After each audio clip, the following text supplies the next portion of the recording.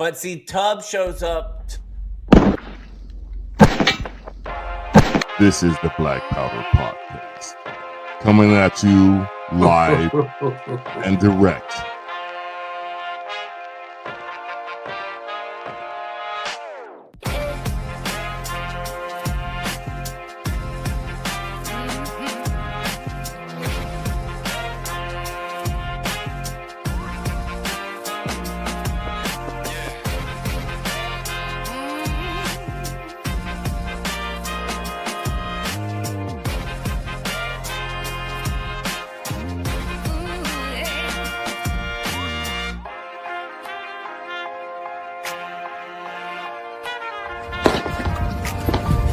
Your salty tears season my life.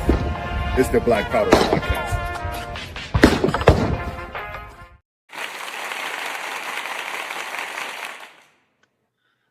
Thank you. Somebody has I to didn't speak. know. Hello. We're gonna do the next 45 minutes saying nothing. Just Well, that would be perfect because this country's become idiocracy, and in that movie, the movie was called ASS. I'm saying that. Well, ass is in the Bible. They talk about writing one, but not in that sense. not the way you're rate, using it. Yeah.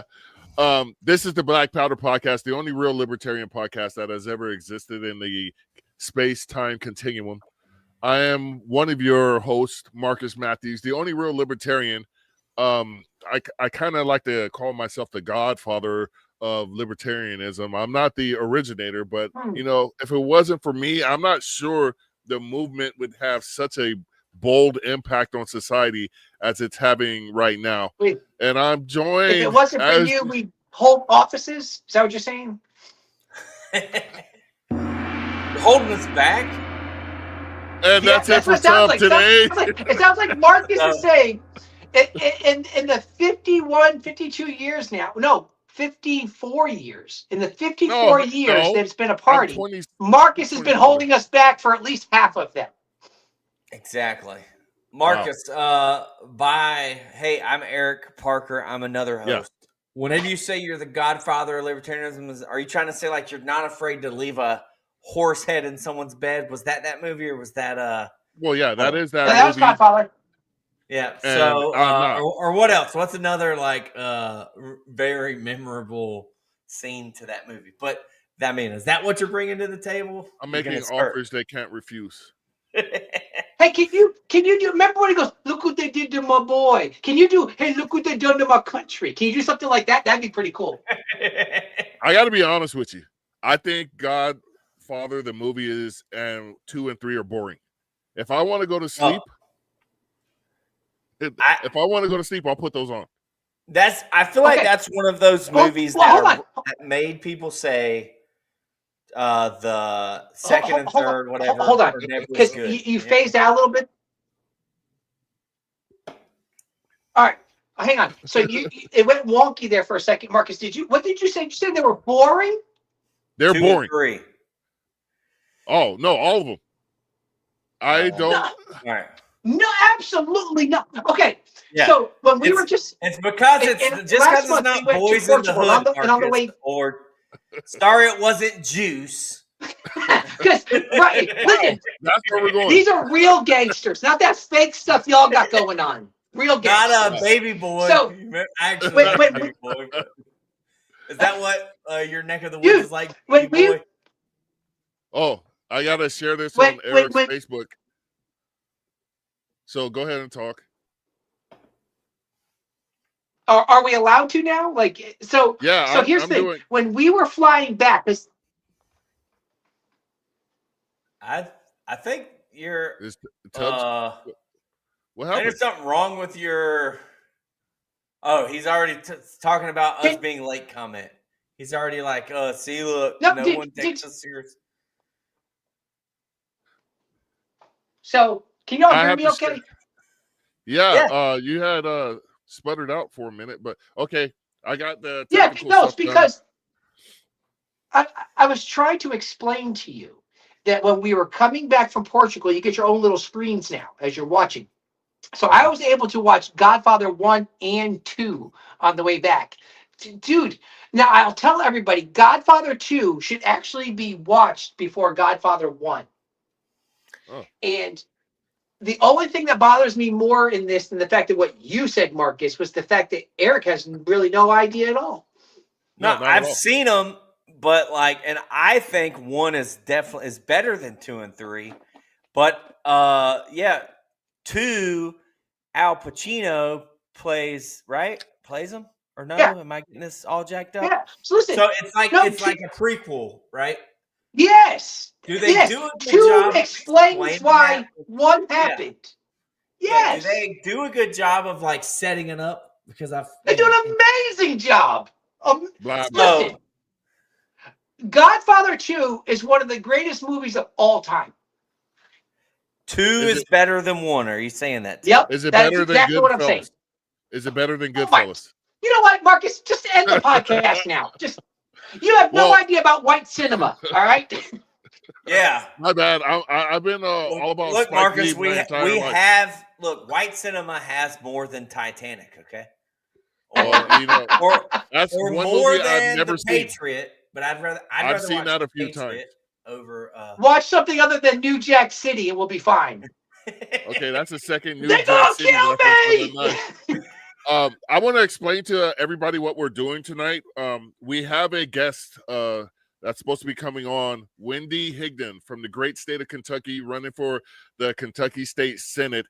She has a live event tonight, so she will be checking in with us. She'll be coming on soon enough, but in the meantime, we're going to let Tub, this is why Tub's standing up tonight, because he wants to upstage Eric and I. But Tub has some libertarian stuff on his mind that he wanted to bring to your attention. Before we do that, Marcus is thinking the Dogfather. Snoop Dogg, I've seen, you know what? I'm not even going to go there. I'm going to say hi to Terry. Hey, Terry. Oh, that was good. I don't like you people ganging up on me tonight. Including 3. Just kidding. All right. I'm sorry, could you elaborate on you people? Cookies, crackers. Cracker? I heard a new one today, and please. Is it I'm pretty bold. I'm gonna say it. Go Palm ahead. people. Palm People. Palm? Because our palms, our fronts match the back?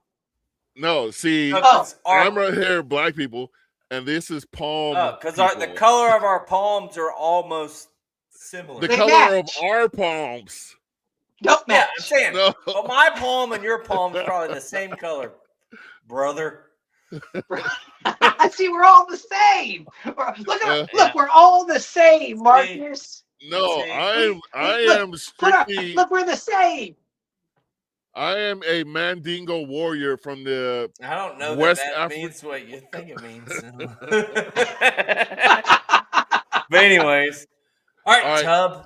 So, Jinx. what do you got on your mind? And I kind of want to let you do your thing, and then I would also like to segue that into hey, what can the Libertarian Party do past that to make us a viable party? But I think your idea is a good way to start. Let's see what other people think. So chime in the comments. Tub, what you got? Okay, so here's what I'm going to do. I made a video, and I don't like to make videos, but I posted it probably a couple weeks ago almost now. All right, so here's what I'm going to do. All right, I'm going to mention names in this conversation, but it's not like a name dropping type of thing. I want you to understand where the ideas are coming from and who's technically on board with it. Okay, so that's why I say this. So I always have this issue about how we pick our presidential candidate so late. We start behind everybody. And so I've been for years, I've been like, how do we move that up? How do we get our guy sooner? And so you always get the same excuses. There's always state conventions that some of them run later and we got to give a chance to get it all the same. And it's always an excuse because let's be very clear. The Libertarian Party is full of excuses. We'll always you come up with an idea. This is why I get mad at the Republicans, because you give certain people an idea and all they want to do is shoot it down. They just want to say, no, we can't. And libertarians are notorious for that. They just shoot it down without giving it a chance. Or we'd rather do nothing and complain than try something and see how it goes. So here's what was happening. So I was sitting in my living room, as I often do, and I'm just sitting there, and it's hitting me. I'm just kind of thinking, like, how do we do this sooner? So at that point right there, here's what I did. I texted Spike, and I said, listen, I says, is there a law or a bylaw that prevents us from picking our presidential and vice presidential candidates sooner? And as I said that text, right then I'm like, wait a minute, I'm gonna, in all honesty, I'm gonna text Stephen Nikala and ask him. He would definitely know if there's anything that prevents it. So as I'm getting ready to text Stephen, Spike calls me, and Spike goes, listen, he goes, it's just way too much to text. So he's like, I figured I'd talk to you. So this is where the idea started. And then as we talked, we kind of built on it a little bit. Okay. So here's the premise of it. So the goal is, okay, get our candidates sooner. So the way I was thinking it is it should be like October or November or so of the year prior. So technically, so for an election in 28, we should have our candidate in like October and November of 27. Yeah. So here's what happens. So here's what we can do. We can basically do like a straw poll, if you will, at every state convention. Okay, so you can have your candidates in every state will then do their poll at their convention, and they can start. So what it basically turns into is a primary, but it's a primary within our own party as opposed to letting the government get involved. So we do it inside of our thing. Now, here's the beauty of this. So what will happen is, like, we'll use Florida, for example. So Florida gets, I think it's like 63 or 64 national delegates. Okay, but in state, we have way more than that. So what could happen then is if each state convention is able to have a vote, every delegate to your state convention gets to vote for their choice of a presidential candidate. So now they have more influence and input than just the ones that get sent to national. So first off, what that's going to do is going to draw people into the state conventions. They go, oh, I get a chance to actually have input. Even if I have no desire to go to national, I can still have input on who our presidential candidate will be. So here's what happens now. Now, what that's going to do is force the candidates to come out sooner. Now they start going, well, wait a minute. I want to win states, and I want to be able, like, we'll use Florida again. Like, if we have 4 or 5 candidates, they've all come out and said, okay, fine, I want to run. Now they got to hit the states and start going, okay, well, wait a minute. I won Florida. So if I won Florida, I'm going all around the country to these other states and their primaries, basically their conventions, and go, I won Florida. I have X amount of delegates, we'll say. I have X amount of delegates. And now they can pivot that to all around the country, to all these different things. Here's the beauty of it. Let's say I lose Florida, but I realize I can go to New England, hit all 5, 6 of those area states up there and grab all of those delegates. And so now I got just as many as that guy who won Florida. So here's what happens. So now at that point right there, they can go to national convention and go, hey, I'm the front runner here. I've kind of beat all these guys out. The beauty of that is that we're there. By the time we ever get anywhere near national convention, we've probably had a number of people who start dropping out because they start going, you know what? I got nothing here. I've been around the country. The people know me. I've done the things. I got nothing here. I don't have the delegate vote. Okay. So at that point right there, it starts narrowing down. Now, here's what we're able to do. So let's just say this, for example. So let's say we get our candidate, and here's what I want to stress. Presumed candidate. Okay, everything that starts happening like from October or November when we choose them, because we'll have a front runner, and our front runner will be our presumed candidate. Now that presumed candidate from October all the way until national convention, when it's confirmed, can go out there and do all of the things. They can get on the news. They can do interviews. Now, every time they go, it's very clear. This is the presumptive candidate. This is the assumed candidate. Presumptive is best. This is the presumptive candidate. Here's the beauty of this. So let's say in October through May or so, they get out there. They start doing the things we go, this person sucks. This person is not doing what we want them to do on the national level. Okay. Now, guess what? Now, when national comes around, you can go, wait a minute, that candidate's been out there for 4 or 5 months, not helping us at all. We can still dump that candidate. We can still now go to national convention, and we can do it the way that we always do it. And so in reality, nothing changes at national. National still has to confirm it no matter what. National still confirms. But if we have that candidate out there, he's not doing good, we can go, hey, not this one. And it doesn't hurt us at all because then we're just going to be where we are every other time. So there's nothing to lose inside of it. So now we have our candidate out there 6-7 months almost, sometimes depending on when we go to convention, which is usually Memorial Day weekend. So now they've been already out there. Now we're 6-7 months. And if you think about it, this is no different than the Republicans and Democrats do. Remember, they kind of know who their candidate is going to be. And when they finally go to their national convention, it's just confirmation. You know, like that candidate's already been out there. They've already been campaigning. They've been already bringing all the attention. They go into convention. They just go, yep, this is our guy. So technically, it's no different, but we would be that far ahead of the game because we need every bit of help that we can get with our presidential candidates. So I look at it and go, because you start getting November, December, guess what you just did? You stole the news. Now you're out there because none of these other ones are out there. Now we don't have the duopolies candidates out there yet. So we can run the news a little bit. We can get out there and do things. So I look as I go, here's the play. So it brings more attention to state conventions because now every single delegate gets a chance to vote towards a presidential candidate because it will then draw the candidates to these state ones because ultimately they want to have the numbers that they can be the candidate. So now it draws attention in many ways to the state parties nationally, and it gives campaign and fundraising time. But once again, if it doesn't work, we didn't lose anything. So we kind of, as Spike and I were talking about this, we were beating it all around like, hey, this is great. And we came up with some of these ideas. That's when I said, okay. And I talked to Stephen DeCala. And I started explaining it to him. And I said, listen, I said, what do you find as the biggest problem? What would make this not work? And the one thing that he said is then the answer that we came up with when him and I were talking, he says, listen, he goes, National's not going to want to give up that much power to just let the states take it, which we could argue, well, what's really the libertarian aspect inside of that? But I get what he's saying. That's when we go, fine.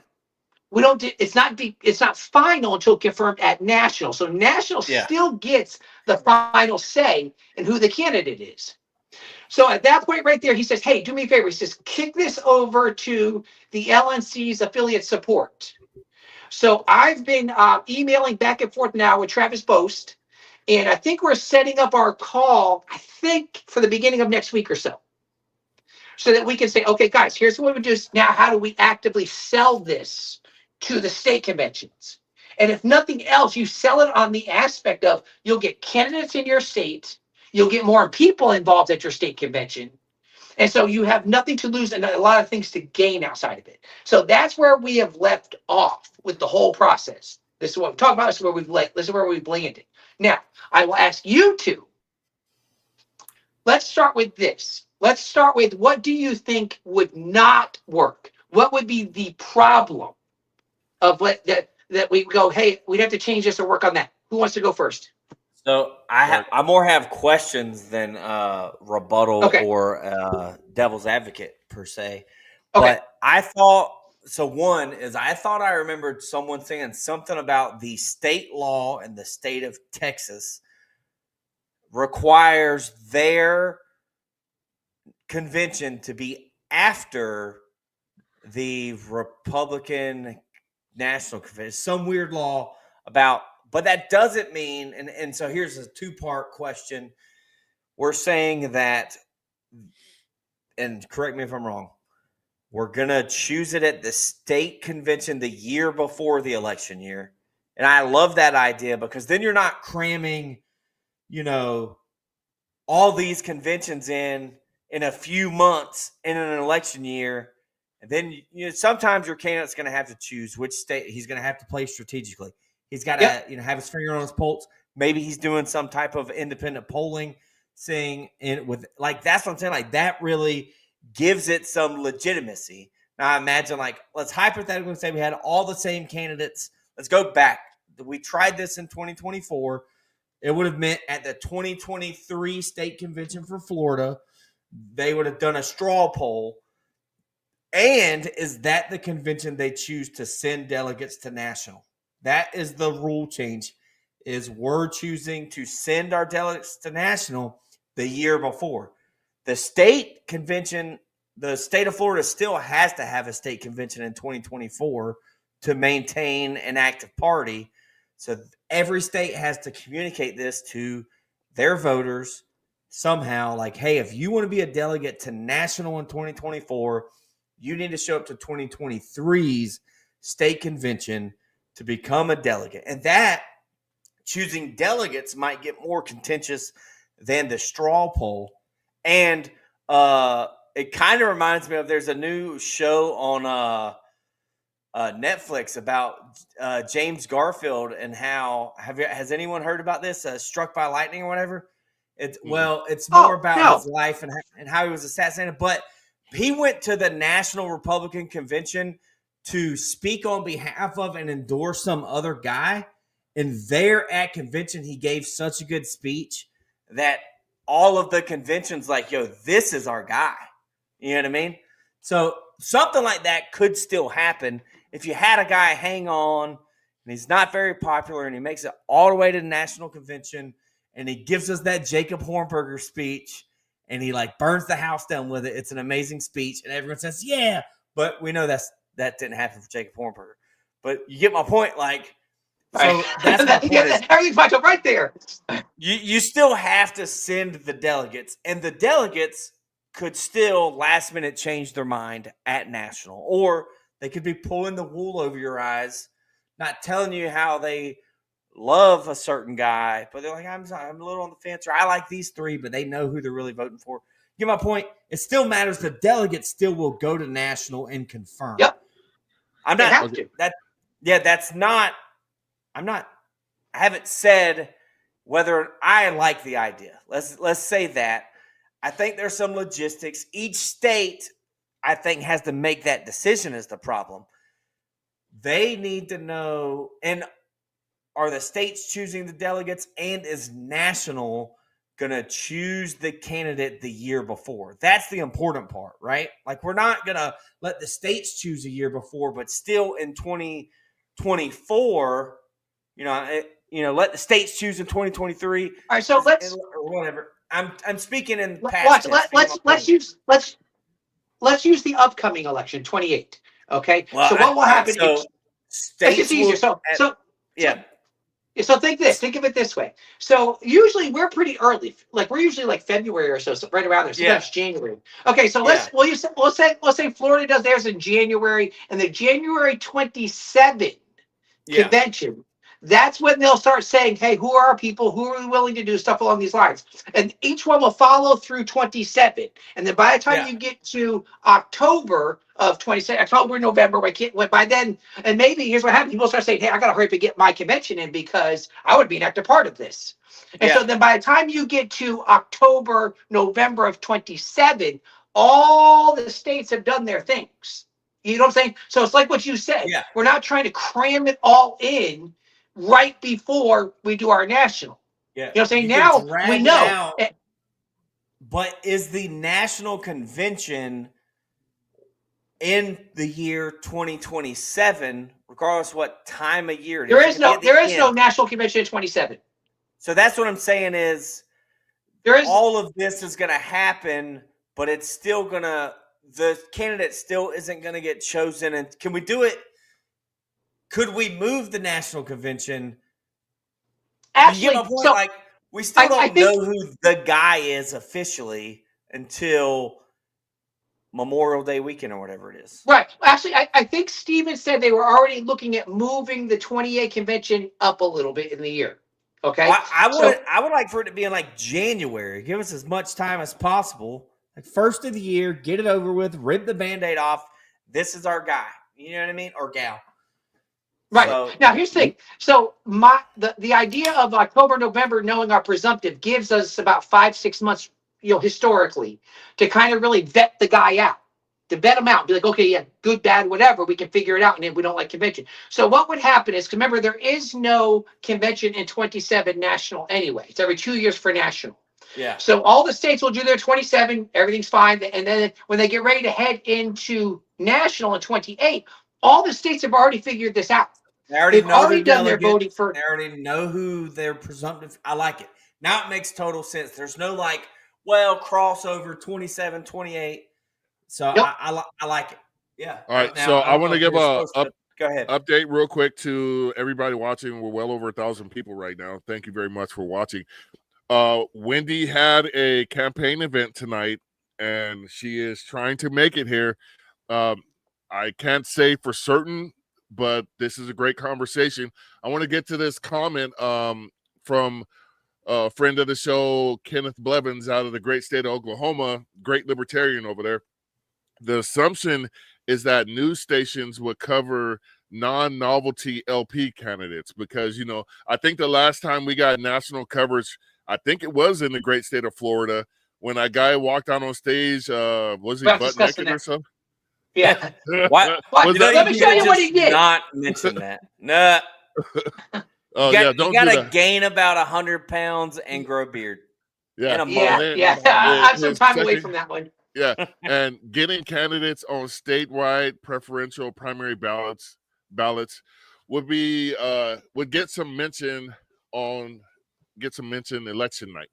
So my thing to Tubbs, I think your idea is spectacular, by the way. Hang on. I'm shocked. Hang on. Before we call it my idea, I'm not taking credit for all of this. Okay. It started with Spike saying, "Hey, what if we went here?" And it just kind of grew. So, and then talk with Stephen DeKayla. So you can't say it's mine. It's not mine. It's a shared. Well, this I idea also said publicly, maybe on this podcast, that I definitely said on social media, I wish the Libertarian Party chose their candidate sooner. I didn't. That's as far as my plan went. Hey guys. So Eric's involved in this too. Yeah. Eric is actually the real pusher behind He's the godfather of this idea. But I'm not putting horse heads in people's beds. Anyways, maybe it's time to do that. Maybe you know what? Whatever.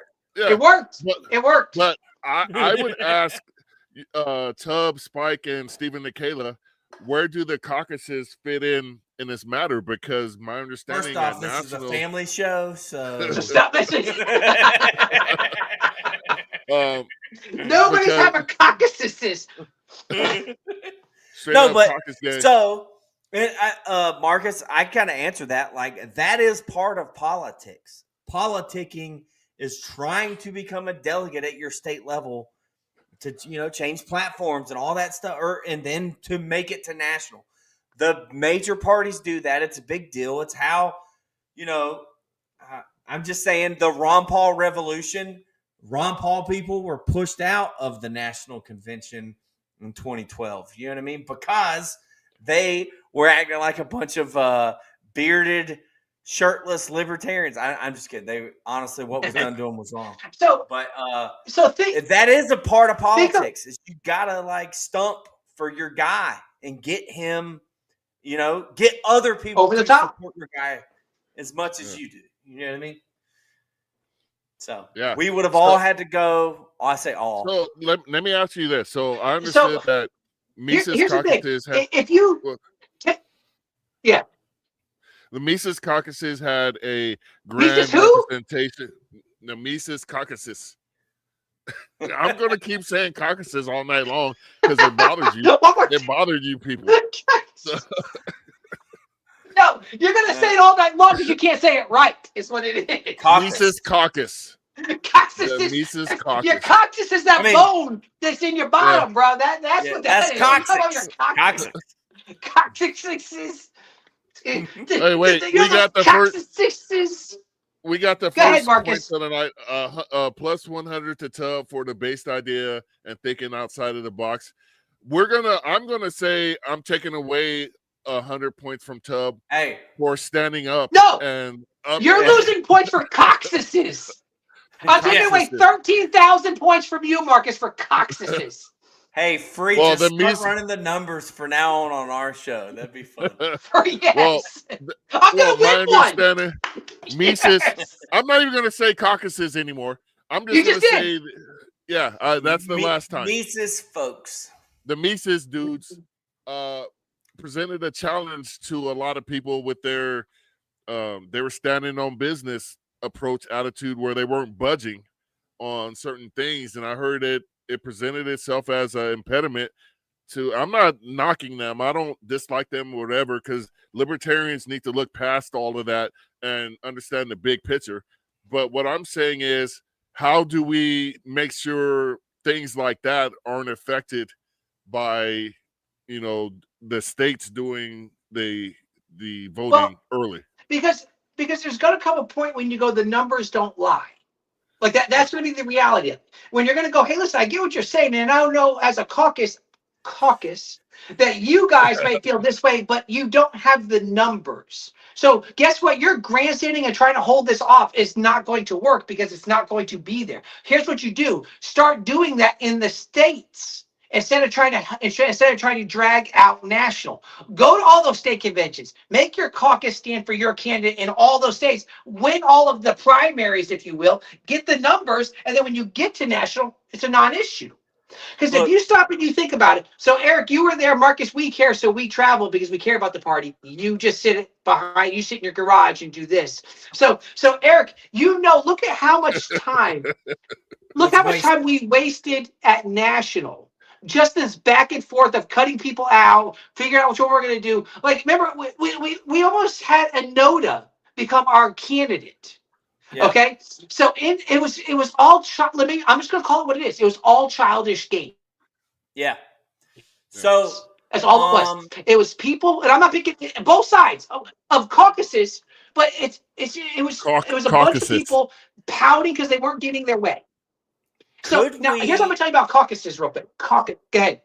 Caucuses. Could we do a thing? There you go. Also? Well, look, because there are multiple caucuses in the party, but there's one Mises caucus for now. But I'm just saying a couple things, and I haven't been writing my notes down because I've been actually interested in this conversation. I'm not a huge fan of Angela McArdle at all. I've been pretty critical of her everywhere on social media. But she even admitted the Mises Caucus candidate was not a good candidate, Reichenwald. And my thing is he's a perfect guy to have as a speaker at a convention or involved with the party, or Dave Smith is invited to every convention and given an opportunity to speak or do whatever, and he wasn't a candidate. That could have been Reichenwald. And I liked him. We had him on the show. I like Mike Reichenwald. Was it the presidential election before the Mises Caucus guy was Jacob Hornberger, and then they dumped him because he was too much of an anarchist for them, I think, because he's a legitimate ANCAP. Hold on, Tub. I'm trying to finish this thought. My point is a lot of those games happen because a lot of these people see this party as a way to gain followers and notoriety and fans or whatever. And I'm saying this clout chasers. Yeah. I'm saying this as kindly as I can about people that I still like Jacob Hornberger, even though I disagree with his mailer he sent out dogging out our boy Larry Sharp. I still like what's the guy, the cop, or not the cop? Yeah, Terry Matt. I still like Mike Trematt, even though he's a Republican now. I still like Charles Bailey. You know what I mean? Like, even though I don't think we ever got Charles on the podcast. No, we didn't. But Bailey, sorry. Bailey, I don't want to run them out of the party. And for what it's worth, I'm okay with Reichenwald. He did definitely go full on, after the convention, but he was done wrong by his own caucus. But my point is, Angela McArdle's now the Mises Caucus chair. She even admitted Reichenwald was not a good candidate. My point is, with Tubbs' idea, you get 10 states in and realize Reichenwald isn't going to get the votes, or he does something boneheaded, or he just has a bad performance. And you're like, or the caucus starts to see this isn't going our way. They could have came after Lars and be like, we want to dump Reichenwald and pick up Lars. Or Reichenwald could realize this isn't going where I want it to. I'm going to drop out and endorse one of these guys, hopefully to be get their endorsement for VP. And then they switch gears. Then they start campaigning state to state for VP instead of president, which happens in the major parties a lot too. Somebody I didn't win, but whatever. They drop out. So imagine if Rectenwald won by October. He became the presumptive candidate. And then he spent 5 months going out there. We were able to go, whoa, all right, hang on, not what we thought. And so it could be the Mises people, it could be the other ones, whoever it is their candidate is. If you go through that time, you go, oh, this isn't what we thought. It gives us plenty of time. Like with Rectenwald, you know what really ruined it for him? That one night at convention. The gummies. Yes. That. Now, imagine if we had 5 months of preparing. Now, here's what I'm going to add to this. So we're talking about Rectenwald. So I had to talk with a number of Mises people at convention, after convention, all types of things about Rectenwald specifically. Now, here's the thing. I had no problem with Rectenwald. Like, here's the thing. His ideas as libertarian ideas, pretty solid. Like for real, pretty solid. So I'm like, okay, but here's the thing, and what people don't understand, and libertarians do not understand, okay? And I'm going to say this because this isn't just for this, it's for all candidates under the Libertarian Party, okay? You can have great ideas, but if you are the person that people can't take seriously for whatever reason, you're done. You're done. And Rectenwald was a perfect example of that. Ton of ideas. And I tried to explain, I said, guys, when I say he was a bad candidate, I wasn't talking about his ideas. His ideas are solid, but socially very awkward. Very awkward. Like, I had conversations with him first here. Remember when he came down here to our convention here in Duval, and he came to our meeting there. Nice guy, but he's just not very outgoing. He's not very personable. He's not the type of person. He's very intellectual, and so that doesn't always come across well to just regular dumb people like me. Yeah. So inside of this, we can look at that and we can go, great ideas, but he can't relay them well. And as a candidate, if you can't express your ideas well, you're done. And so we have to understand that factors in, and that's the beauty of what we're talking about. If we find out in October, great guy, we'll choose Rectenwald. Yeah. Imagine you go, great guy, great ideas, we're on board. And then by the time May or whatever runs around, you go, whoa, this guy's been doing some interviews. Great mind, great ideas, but nobody's picking up on this guy. We have to change him out. And then we don't have to hijack the national convention to start finding these things out. Now, real quick, because you brought up caucuses first. Now, here's what I'm going to tell you. Caucuses can do their thing. I don't believe the Libertarian Party does caucuses right. Okay, because here's what it's supposed to be. Like, you want a caucus to come in, that you get your people that you share ideas with, and you just kind of want the party to take on some of your ideas. Okay, caucuses inside the Libertarian Party want to take the party over. Yeah. And no, I want caucuses to be in place and work with the party, not look to take over the party. And so inside this, I sometimes suggest that maybe the Libertarian Party doesn't need caucuses. We're not big enough. I agree.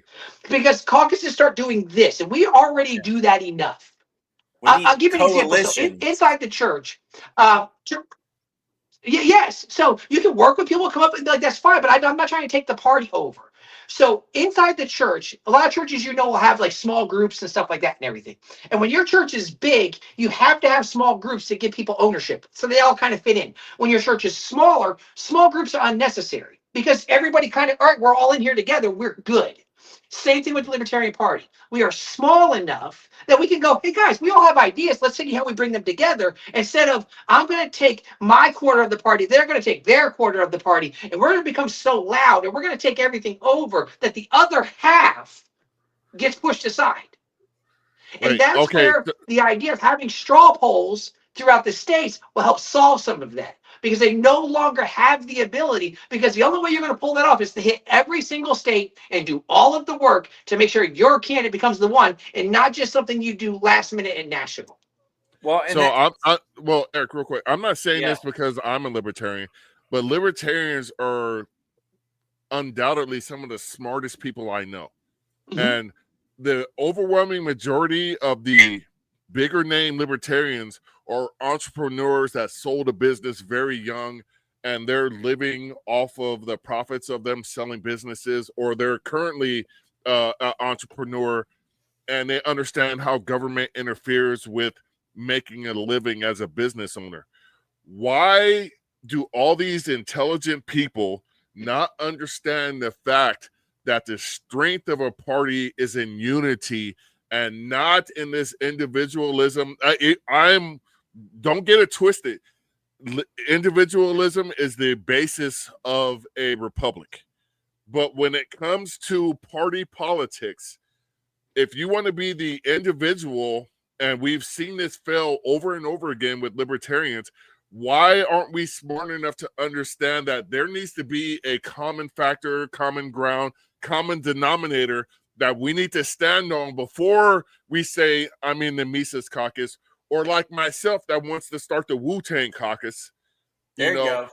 Why can't we coalesce around liberty and not around this individualistic dichotomy of BS? Because that's what it ends up being. So are we supposed to really answer that? Because that's the question that's been going on forever. Like, why can't we not just find the things that we have in common and let's focus on those? Like, because here's the problem. I think that even when we run candidates, we focus on too many things. Like, we just do. Like, dude, okay, I understand. We have a lot of things internally as libertarians that we like to, hey, this is our topic. But we have to also understand that when we get out, well, okay, I'm not gonna use the term normies like some of the libertarians do. When we get to people outside of the party, they don't share the things that are our concerns. To them, it's not on their radar. So if we can start saying, hey, I know we have a lot of things that we get worked up about, but here are 5. Like, here are 5 things. And actually, Dave Smith tried doing this. He tried saying, and you know, I've never been like a huge fan of Dave Smith. I'm not against him, but I think he's a great spokesman for the party to go out and like, hey, here's liberty. I think he does amazing things. I don't think he would have been a very good candidate for us or anything. But inside of that, I've heard a thing where he was specifically saying, hey, here, I think he did 5. And there were 5 like, hey, let's focus on this. Let's focus on this. Let's focus on. I'm like, yes. Now, here's the thing. Maybe there was one that I was like, I don't know about that one. But it was the idea. We got 5 things that we can start saying, hey, this is our focus. Let's focus. Now, individually in our caucuses and stuff, we can have these other things going on. But as a party and as a whole, we need these 5 things to be important. And if we can name these 5 things, it becomes easier for us to choose our candidate. Because it's going to be, okay, does that candidate have good ideas for our 5 things? And if they don't, they're not our guy. Yeah. And that's what happens. And the problem is libertarian caucuses don't focus on that. They focus on the thing that they want. That's it. And they forget about the other things that could be drawing us all together and maybe actually accomplish something. Hey, Eric, leading into your segment, can you read this comment from that Liberty lady? Yeah, that Liberty lady Tubb says, yo, why is Tubb so short? Just kidding. Says, why is Tubb standing? Yeah. And then she says, I can do this. Look. And then she says Tubb is getting rowdy. So Tubb is trying to say he's the more dominant podcaster on this podcast. He's 100% upstage. I can't do that. I'm too damn tall. I would have to put. Well, you're in your garage. Yeah, but there's like the wall behind me is maybe 6 feet away. You're not getting my whole frame, and it's not happening. Stand up real quick. No. You'll get up. I don't think you I feel like have legs. I don't think Marcus has legs. I don't think he has pants on. No. Marcus, keep your hands up at all times. All right. Anyways, so like here's my problem, I guess, and I had a thought and I forgot it, but I think if I just start talking, it'll come back to me. With the caucus is my problem is that they aren't willing to recognize when they're wrong early enough and change their stripes. Yep. And what I kind of mean by that is like, had early on they said, I don't know that Recktenwald is going to get the votes, or we get behind this guy or whatever. They already had so much, or they thought they had a super majority because of the way they swept 2022's state conventions. You know what I mean? And then the reason why they swept 2022 is because they were telling everyone Dave Smith is going to be our candidate. Yep. And then they didn't choose a good candidate. And I don't know if they could, honestly, had they just stuck with Jacob Hornberger, who was their guy in the last presidential election, I think, or something, and then they dumped him.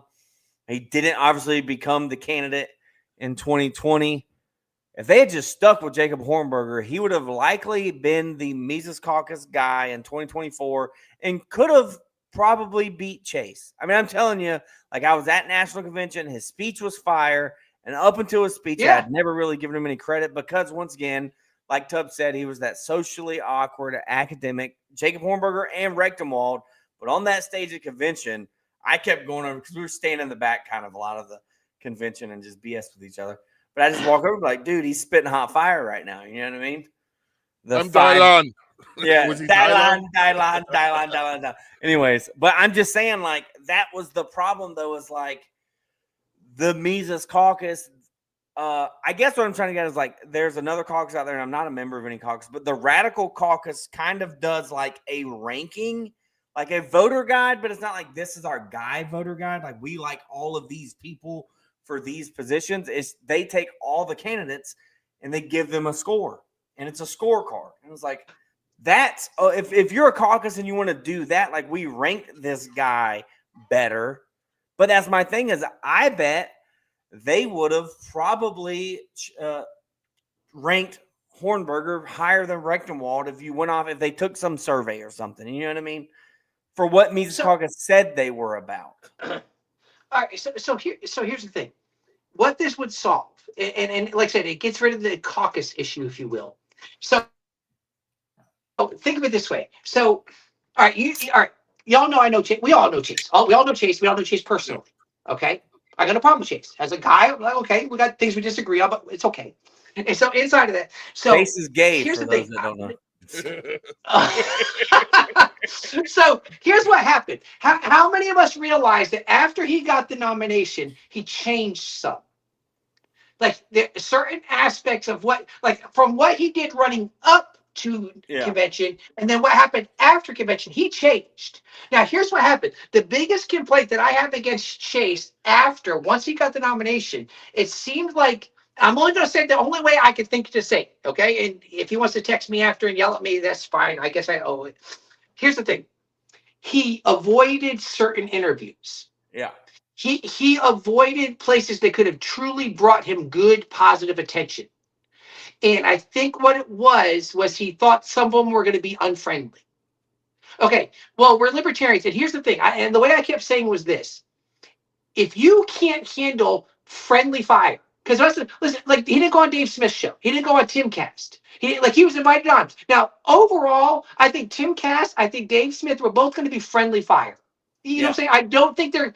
Now, if you're afraid of friendly fire and you think you want to get on the platform of Donald Trump, dude, you're going to cry. Like, it's not... Like, you can't handle this. You can't handle Donald Trump. That's just the reality of it. And so imagine now, go back to the plan that we put up. Let's say we find this, and we'll use Chase as our example for a minute. So let's say Chase still got the nomination in October. And then we start realizing, because... 7. Now, right. So now here's what I'm getting at. So I'll give you an example. So there's a guy who is on satellite radio, which is national. In fact, they go to Canada, they go everywhere. Okay. He's on from noon to 3 every day. He is the only reason that I have Sirius XM. Only reason. So this guy has this talk show, and he is very, very friendly to libertarians. He's a Republican. He'll tell you he's a Republican. He's fine. But when he discusses libertarianism, he always says it in a positive light. And every single day, he will mention something about how libertarians have the right idea about this or that or whatever. Okay? So for numerous times, I know 4 times that I happened to hear him specifically, he said Chase Oliver by name. He says, I want Chase Oliver, the libertarian candidate. Now, this is before convention. And he says, I want Chase Oliver because it looks like he's going to be their candidate. I want him on the show. 4 times I heard him say it. The 4th time I finally said, I texted Chase. I said, Chase, you've got to get on. He is friendly and he wants you on. It's a national show. You're not getting better than this. It's not getting better. And then he goes, well, do me a favor. Just send the information over to the one who sets up my interviews and stuff. Nothing ever came of it. It dropped off. And I go, you missed out on a huge opportunity. At best, friendly fire. But inside, here's what would happen. So imagine Chase got the nomination and he become the presumed candidate in October, November or so. Now we see for the next 5 months, he's not doing big interviews. He's not going out and, hey, this should be national. And then you start going, whoa, whoa, whoa. Our guy has now had 5 months. He avoided big, important interviews. He's not going to do us better when everything starts moving. Yeah. And then you have the opportunity at that point right there to go to national, go, hey, we thought he was our guy. He seemed good. We've seen him out on the campaign trail now, and it's not quite hitting the way that we need him to.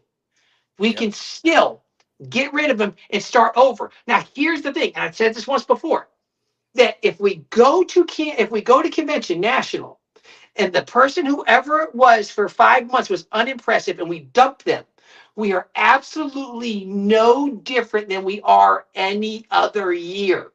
We're going in there with 5 possible candidates, and we go down the list again. The only good thing is we can go in there going, not that guy, not the guy that we thought was our leader.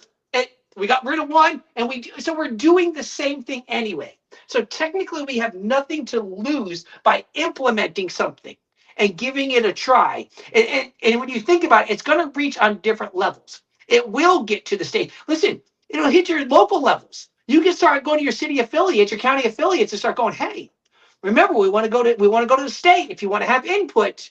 Because I can tell you about a number of people who go to state conventions but never have a single desire to go. In fact, I did that for years. I would go to state and I really didn't care a lick about national. Didn't care. So now imagine you get those people say, hey, from your local affiliates, hey, we want to go. You want to go to state. So you have influence on that presidential candidate, even if you have zero desire to go to national. But now, here's what happens. Now you're getting a voice of all of the libertarians across the country that went to states, as opposed to just the ones that went to national. So now you have a bigger voice, and you're getting a better understanding of who people really are supporting. So let me read this comment from that Liberty lady real quick. Larry Sharpe is trying to get on every podcast he can. You should see the hate he gets in the comments from these unfriendly podcasts. And that's what we've been saying here on this podcast a lot, where the Libertarian Party has failed is the same way that Kamala Harris failed when she didn't go on Joe Rogan, when she didn't do Theo Vaughn and all of these other podcasts. Yep. Because she failed to reach the people that put Trump in the White House, which was the youth vote. Nobody watches Fox News and MSNBC below 34 years of age. Nobody watches that crap anymore. Nobody has cable TV. They have streaming services and their phone where they watch their chosen forms of media. And it's these bigger podcasts. The Black Powder podcast will be one of those in the coming future. But it's those podcasts where people are getting information because they're getting everyday American opinions like you're seeing here with the Florida man, the North Carolina man, and the man from the 5th largest economy in the world, which is probably more important than both. So what we're seeing here, you have to go to where the people are. Yes. Wait, what? So for clarification, Tub, the straw poll done in 2027 at the state convention is non-binding, but is there a way to where you choose your delegates before the straw poll and then the only people in the straw poll or do you want everyone? I think everybody that's at your state convention, everybody that's a state delegate should be allowed to vote in the straw poll. But is there a way where we can, I guess you could do exit polling and see like, hey, are you a delegate? Who'd you vote for if they're willing to answer? You know what I mean? No, it's going to be, the only thing you won't know is technically who individually chose. But what you'll get, once you've done your state convention, you're going to know in the state how many people voted for each candidate. You're going to know the numbers. You just want to know the exact person. But yes, you definitely could. And then you can start saying why. Why'd you vote for that person? At state convention, we choose let's just say the number's 50. I don't know what it is. It could change. But they choose their 50 delegates, but 100 people vote in the straw poll. There could be, and then two candidates one gets 25 and another one gets 22, but you don't know if the delegates or who voted for who. You get my point? Right. Like Yep. It's still strategic. You still don't know 100% how things will turn out national, but it is a way, and I think that's kind of the goal. It is a way, though, for like the guys that are in last that are getting 4 votes to go. I got nothing here. Yeah, they drop out and endorse their favorite, hopefully, and you get just be mature about it. Like, I don't got any support from my caucus or the other caucus or the people that aren't caucusing. I don't have the support. I need to drop out and endorse and see what I can get. You know what I mean? So remember at national, Eric, and you'll know this because, all right, so remember when I was going to file my paperwork to run for VP? Yeah. Spoiler alert. So, yeah.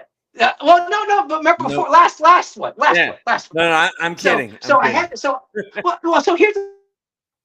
the thing. So I had told people that I would run. Like, I considered it. I'm like, okay, I'll be open to it. And I remember the Sunday before convention.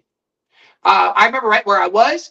Chase had texted me and he goes, "Hey, do you have time to talk for a few minutes?" I'm like, "Yeah, what's going on?" So he called. He's like, "Listen," he goes, "I would consider you for my VP." I'm like, "Okay," and I'm like, there was nothing. I'll be very clear. He didn't promise anything. Yeah. And inside that, he said, "Listen," he goes, "I can tell you this." He goes, "One way I know that I wouldn't choose you if I could would be if one of the other candidates dropped out and became my guy." I'm like, I get it's politics. I got no issue with any of this. So we got to convention, and I remember I submitted I submitted all my signatures. Remember, I put them all in. And then remember, they called me up and they said, "Hey, I had to get it was like 10 or 15 more because they were double signed." And so remember, I went and I got it. Remember, Eric, I had them all. I had all my signatures that I needed. Remember, we were at lunch and I had all that stuff there. And I just kept telling you, like, no, you know what? I don't feel like this is right. I don't think. And so I actually went and I pulled my other ones, pulled it out. I said, "Hey, I don't want to be considered for this. I'm out." Because you know what it was? I realized it wasn't right for me at the time.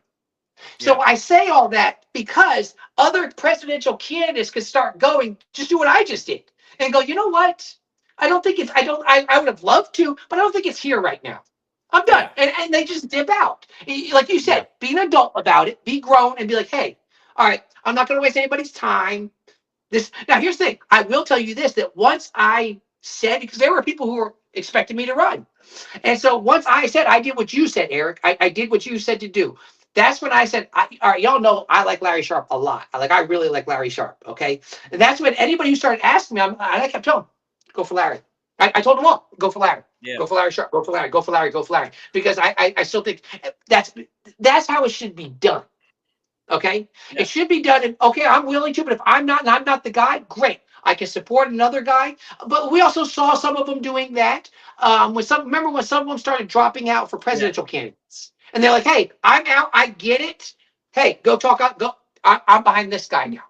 Yeah. But now imagine if we could do all that and have all of that done by November. Yeah, before you get to national convention. Because there were times where it's like one of them would drop out and they couldn't get to a microphone. There's not time and it's against the rules to say, "Hey, I endorse so-and-so." There's no way for them. You got 1,000 delegates on the floor. You can't go to every state. You can't. I mean, you could stand back at the back and shout it, But but if you did it earlier, you could just use social media or do it as you bounce around. Right, exactly. You know what? You're exactly right. Look, and you are exactly right. And when that happens, you can go, "Hey guys," months beforehand, like what you just said, get out social media and go, "Hey, I'm behind this one." Yeah, or when you announce like, "Hey, I'm dropping out and I'm endorsing so and so." That's the way that, Most where Chase messed up, and I say this because Chase is my friend. I love the guy. I hung out with him a couple times. Is choosing a Florida man. That's where the first part was, and then second part. If Tubb was Chase's choice, would Tubb be a Republican right now? Like Mike Tremont. Like Mike Tremont? Maybe. Oh. Wait, what is he talking about? Hey, listen. Just me give tell up you on the something. whole thing. Listen. It's like throwing a towel. Drago is winning. I'm done. I can't do this anymore. The drama, and I think most people know this, like apparently Rectenwald and the Mises Caucus offered Chase the same deal Mike Termat did. I don't know, before or after. That's like the horse trading or whatever, behind the scenes, all the stuff that, like, I don't know if when Chase gave you the phone call, Tub, if Mike Termat had already told him that. I'm guessing he did, and that's exactly why he mentioned that. But they might have all done that. It is my understanding that none of that happened with Mike Termat until right before the final choosing. The final so vote, it happened basically. Yeah, once Mike realized he didn't have a path. Yeah, he found Lars was out. Politics. Once enough people, let's say before Lars went out and the votes didn't jump to Mike Termat and put him over Chase, he's realized that. And that's my thing is, like, this could all be done well in advance. Like, at convention, I like Josh Smith. You know what I mean? And you know what I mean? Like, another person we had on the podcast. Yeah. Like, at convention, I liked Hornberger's speech. At convention, I liked Bailey. I don't know necessarily like this. We didn't have Charles we were Bailey, trying to get him on. Yeah, I don't know if I like the speech or he did anything, but he's a cool guy. He's a nice guy. I'm trying to think what other ones. I was obviously, I was not a fan of Toad, but that's just because he wasn't a serious candidate. To my point, like, Toad could have kept. Who the hell is Toad? Exactly. He could have kept going to all the conventions and doing his thing and not get the votes, but just be a goofball. If that's what he wants to do, if he wants to waste his time. Yeah. I don't know how many conventions he went to. So I had this point earlier. Could there be a cutoff of, like, before convention, if you don't have hypothetically 50 delegates, you won't be on the debate stage? Because if not, you're still going to get a bunch of yahoos that aren't serious. Or if you don't got 10 before national, delegates, you mean? Yeah. So you know what I mean? Like, if you didn't national? Yeah, before national, if you didn't win any votes in the straw poll, like, set the number at 25. If you didn't, at the end of the state convention, if you didn't get 25 votes in each straw poll or whatever, does it mean you just don't get debate state? Because you get my point. Like, you're in a bunch of toads up there. You know what I mean? Let the math win. I say let the math win. No, so here's like, if you want it to be serious. How I suggest what you're saying. What's that? So here's how I suggest what you're saying, Eric. I would say no, not by each state. If they want to go to every state and they want to do the number, doesn't matter. Come on in if you want, because that just draws more people to state anyway. Yeah, no, here's what I'm saying though. Each state. Yeah, but when you go to national, you say, hey, throughout all the states, I see what you're saying. If you didn't have 100 or 120, dude, we're not even going to. You're not getting time. You're not going to do these type of things. You're not going to. I would just say 50 because that's a low enough bar. You don't have a path, but they do that already. Remember, like, when they are going through the rounds of voting, if you didn't reach the lowest one, you're dropping off anyway. It doesn't make any difference how many votes you got. If you're lowest, you're out. But so it's the same premise. We would just do it all before national. My point is, they all still got wasted 15 minutes of our time with some random joke. You know what I mean?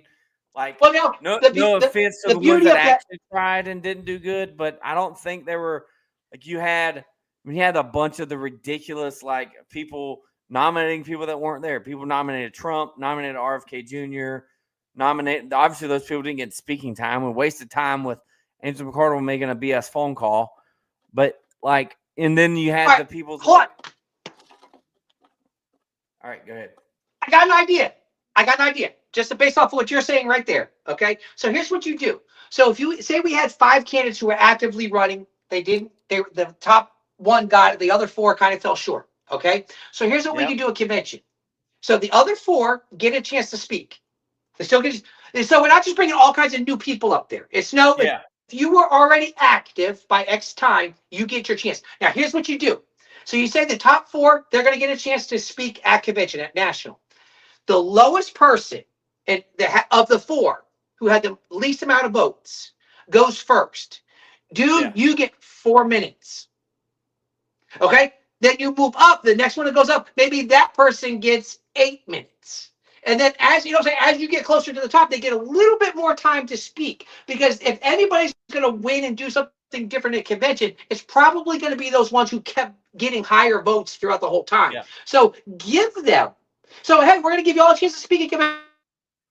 Now here's what they can do. When they're up there, they can say, hey, I know I'm out. I'm putting my support behind this person.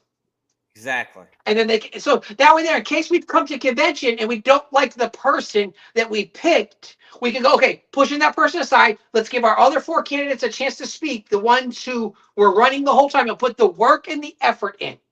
See, we have to understand the work and the effort matters. Because if you don't have numbers to produce to show that you're serious about this, dude, we're not going to waste our time at national. You got nothing.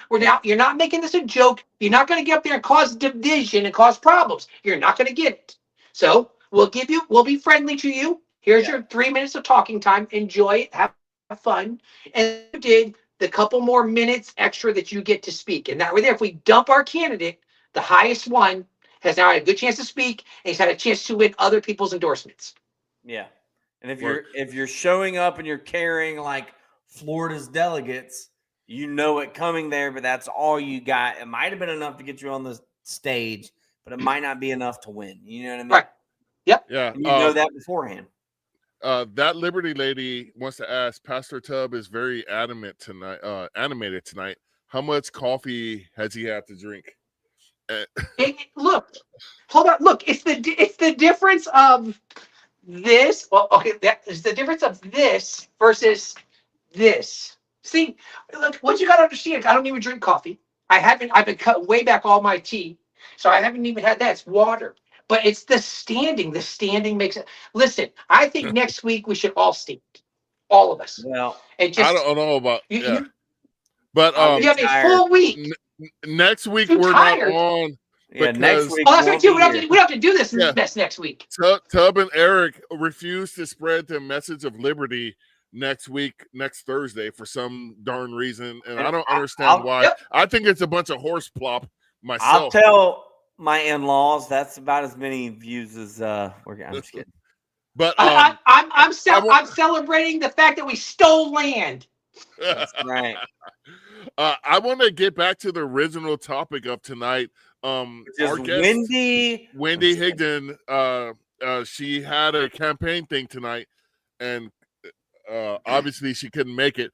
But we still want to make sure libertarians understand the fact that we need to support candidates. This is a little bit bigger than local. This is a statewide race. She's running for state senate as a libertarian, a very good libertarian. And I posted her donate page right here. So if you have $5, $10, $15, $20, $25 or more, please take the time to go to her page right here at wendy4ky.com/donate and donate, because we have to put our money where our memes are. We have to support the Black Powder podcast. We're quite successful because we did like a 4 to 6 week series on local candidates, and 3 of those people got elected. So we're not just sitting here spinning our wheels doing this for nothing. We're actually helping people get exposure, and this is what the Libertarian Party needs to do. And I'm not going to BS on this. The Black Powder podcast is one of the most premier libertarian podcasts that has ever existed, and we do things not because we're looking for profit or anything. Tubb said if we made money, he doesn't want money. And I think that speaks volumes. Now, if we make money, I want money. I support that also. I am a capitalist pig in every sense of the word. So and sometimes you're not capitalist. Well, you know, I support we spoke that in I thought it was confidential. So everybody out there, go to wendy4ky.com. I always get a little chuckle when I say KY. And, you know, we're not going to get into the pregame talk on that, but go to donate and give her a few bucks so she can make a splash. You know, I don't know what Pennsylvania did this last election cycle, but the Pennsylvania LP put some stuff together, and they got a whole bunch of local libertarians elected, and that's where it has to start. Like I said, we're refounding this party at this point because there was a lot of sabotage. I thought this last election cycle was one of our best next chances to make a splash on the national scene because nobody wanted either candidate, and you're seeing that right now because another guy from the great state of Kentucky, Thomas Massie, which is probably my favorite Republican at the moment, he's doing some things and holding people accountable. But this is the wave that's coming. This is the next thing that's coming where people are moving away from the duopoly. You saw people move away from the Democratic Party, and now that they're seeing the promises from the Republican Party aren't coming to fruition, they're going to move away from them. And we have to stand ready and tall as a party, the Libertarian Party, united under the banner of liberty to move this thing forward. And so with what Tubb brought to the table today, I hope you share this and go back and tell people about what the Libertarian Party can be and should be. And Tubb, I want to thank you. That's my closing statement for tonight as we approach. Okay, Tubb, he just left. Eric, do you have a statement you want to say? Yeah, I think Tubbs might have lost his connection, but no, man. Yeah. Like Marcus said, this is important. We still want to support local libertarian candidates. They're still running their special elections. I don't think this is the only one. Please get involved. Do the best you can.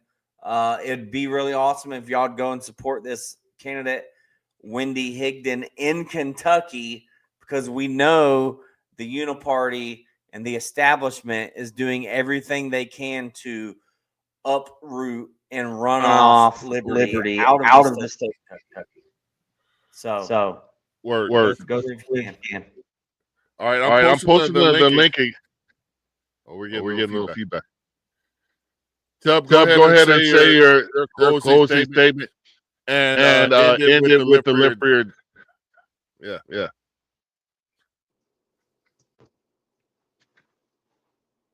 Hello? Yep. Yeah, well, we can hear you. There we go. I couldn't hear you. I couldn't hear none of y'all. Yeah, I want to throw this in because you guys put this on me when I had electrical problems. Tubb didn't pay his Wi-Fi bill. Shaking my head. You know, you people, I think the fact that Tubb's SNAP benefits didn't start coming till this week, that's why the Wi-Fi bill did. I sell them 50 cents on the dollar to pay for my Wi-Fi. Yeah, you know, whatever it takes, bro. Whatever it takes. No, you know what it is? So here's why I cut back. So I'm not paying my internet because I decided to send $25 a month to Larry Sharp. Oh, what about Wendy Higdon? Are you gonna chip in for her?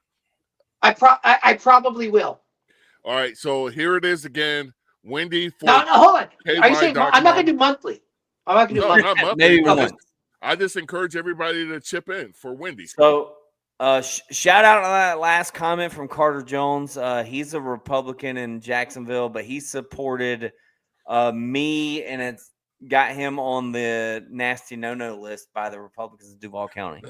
So shout out to Carter Jones. Yeah. What did he say? Yeah. He just said he's the one that said Tubb didn't pay his Wi-Fi bill. Oh, all right. So I need you to do me a favor. Just go and block Carter Jones now. Completely unnecessary. Probably. Well, or Carter could come down the street and just put some money towards the benefit. Just throw it in towards the internet. There you go. I mean, I think we should always help the less fortunate because we will be judged by how we help the least amongst us. So, Carter, wise words.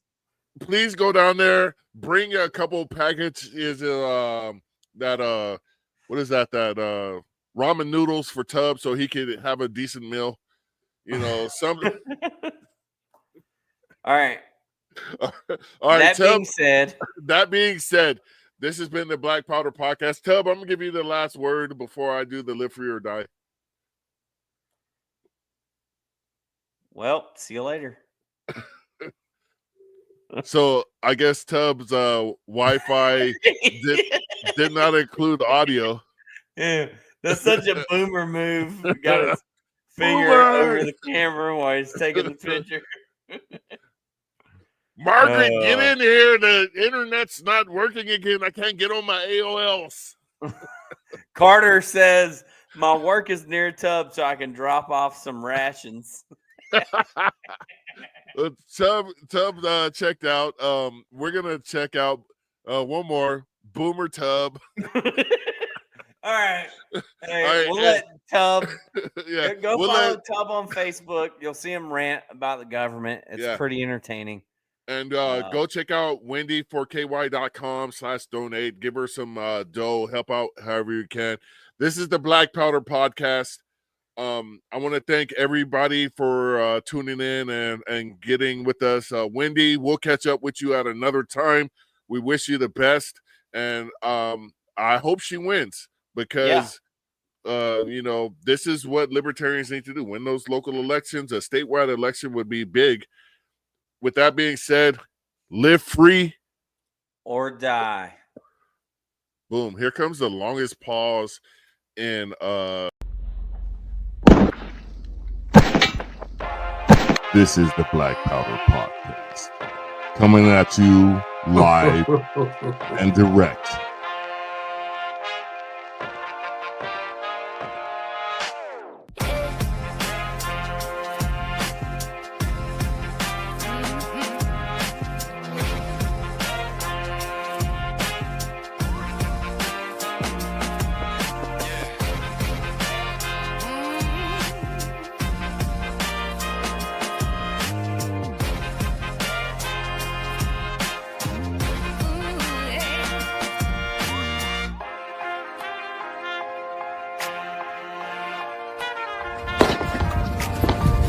Your salty tears season my life. It's the Black Powder Podcast.